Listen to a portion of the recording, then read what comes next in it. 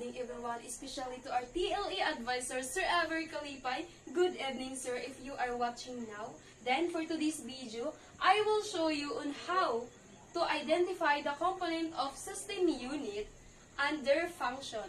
First, we have a system unit here. The system unit is the part of a computer that houses the primarily devices that perform operation and produce result for complex calculation.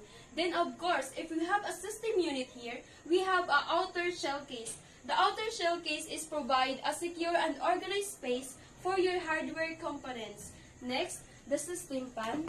The function of system fan is blowing air over the hot component of computer.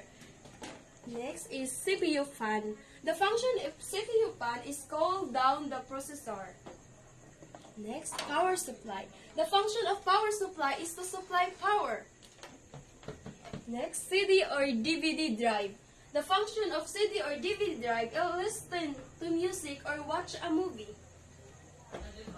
Next is the hard drive. The function of hard drive is store all of your digital content. Next is heatsink. The function of heatsink is gradually transfer heat energy away from a heat sources. Next is memory RAM. The function of memory RAM is computer stores data it needs to retrieve quickly.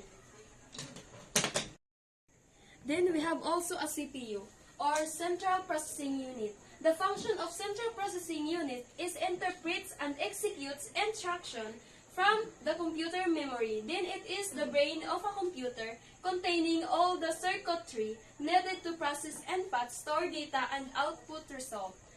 Next is GPU or Graphic Processing Unit. The function of Graphic Processing Unit is perform mathematical calculation at high speeds. And lastly, the motherboard. The function of motherboard is the backbone that ties the computer component together at one spot and allow them to talk to each other.